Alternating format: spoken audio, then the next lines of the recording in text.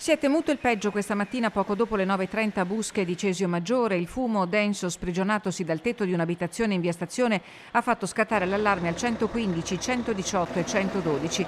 In massa sono accorsi i vigili del fuoco da Feltre e Belluno con personale permanente e volontario per domare le fiamme che hanno distrutto tetto e sottotetto di una villetta di recente ristrutturazione. Da casa mia vedevo il fumo di qua e sono venuto a fare la spesa qua a Busche e l'ho visto che era qua, siccome che ci conosciamo bene. Ho visto il fumo da Cesio Maggiore.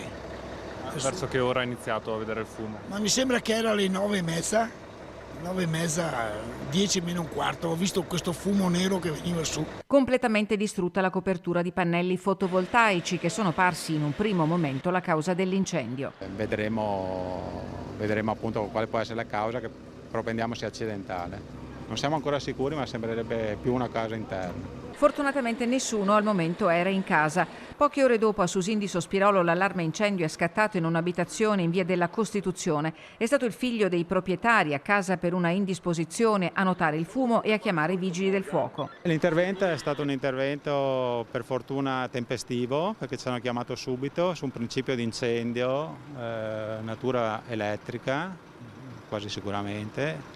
E sono stati bravi appunto che ci hanno allertato subito. Le fiamme non hanno interessato parti strutturali dell'immobile, hanno reso inservibile quadro, scatola e impianto elettrico.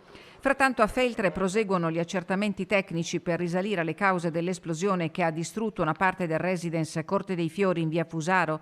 L'unico ferito, Nicola Boschello, di 47 anni, resta ricoverato al centro Grandi Ustionati di Padova e le sue condizioni di salute sono stazionarie. Per le famiglie sfollate assistite da uno psicologo dell'emergenza sono stati trovati alloggi che allevieranno la sofferenza di vivere fuori dalla propria casa per un tempo non ancora definito.